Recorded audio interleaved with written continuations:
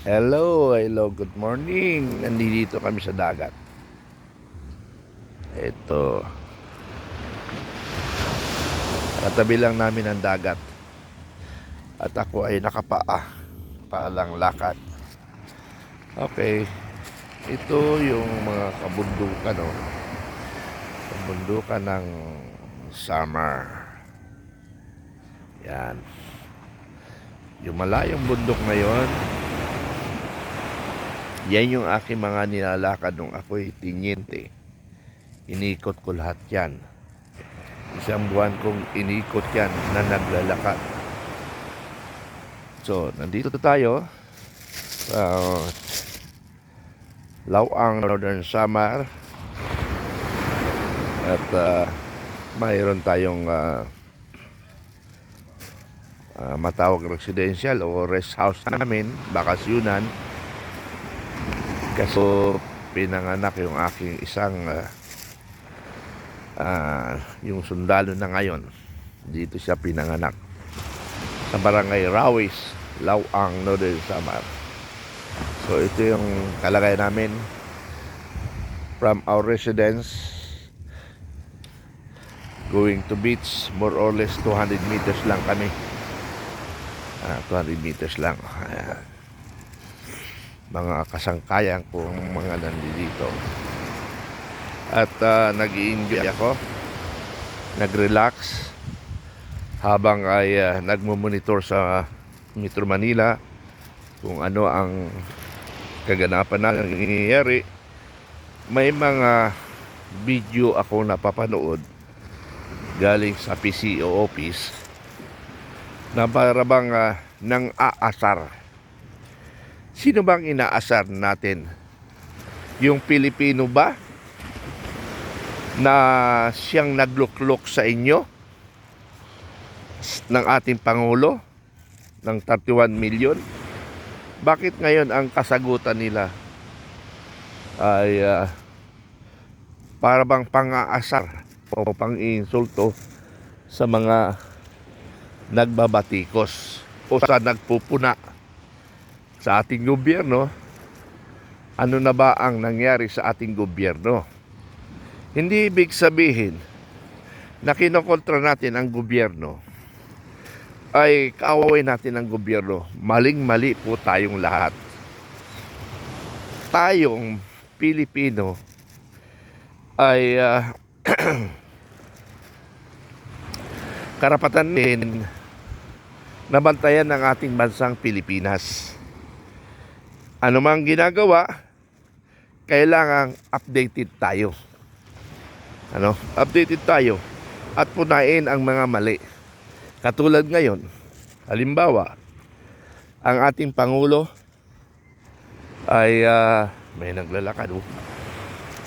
Ang ating Pangulo ngayon na napababalita nasa critical condition, tapos nasa stage 4, tapos yung bidyong nilalabas nila magkaiba ang pangatawan. Obserbahan nyo, ang pangatawan ng ating Pangulo, yung ngayong video at saka kasulukuyan, magkaiba. So ibig sabihin, nililin lang po tayo. Nililin lang tayo. So ang ibig ko sabihin, kaibigan, ay sana magsabi lang ng katotohanan ang ating PCO or Malacanang. Hindi ang nilabas nila pang-iinsulto. Now, one challenge. Yung jumping jack, gawin mo sa public or gawin mo mag-exercise sa luneta. Gawin mo sa luneta. Pag ginawa nyo yun, doon lang kami maniniwala na nasa health condition pa ang ating Pangulo. Now, kung hindi nyo gagawin in public yan, mananatiling niloloko nyo ang sambayanang Pilipino.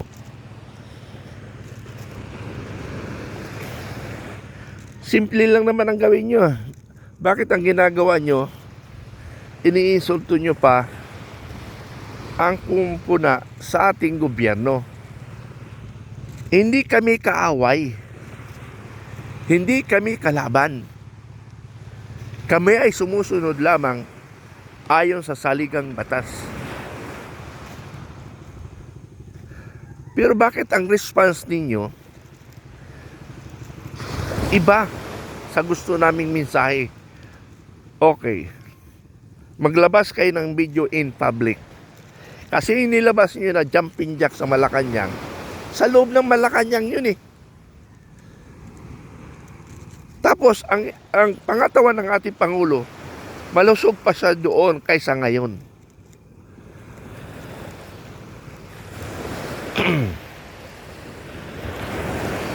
So, sana, mahal na Pangulo,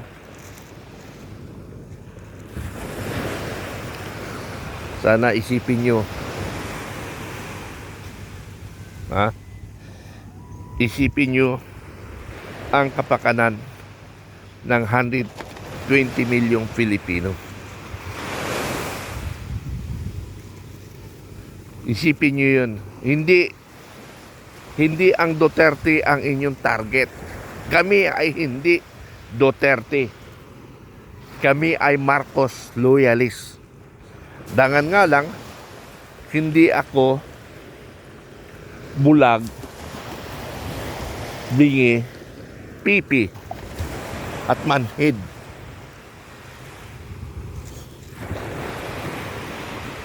So, nananawagan ako sa inyo mga nasa Malacanang, huwag niyong lukuhin ang Pilipino. Yun lang ang mensahe ko sa inyo, huwag niyong lukuhin ang Pilipino. Dahil ito yata yung bahay ni Congressman Ong, na yung Emil Ong na nawala, pero mga Ong family, mga politician, mga traditional politician, ang aking mga kaibigan nung ako ay nasa active. Oy, maupay na aga, nagbibidyogan lang ako. Ito yung mga dati kong mga kasama. Kaway-kaway. Mga original kong kasama ito, mga 90s. Sige. Oo. So, mga kasama, yun, mga dati kilala pa rin ako. Kasi mga 90s ako na-assign dito, 92.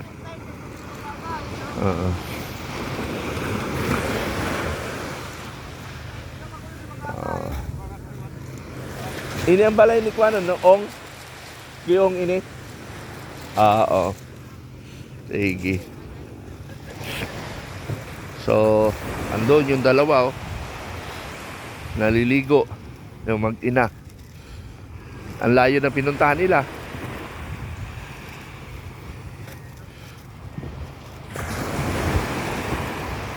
Dilaw ba yun?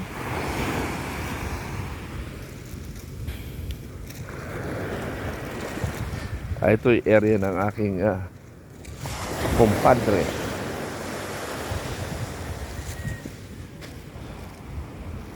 So doon lang naman tayo mga kaibigan.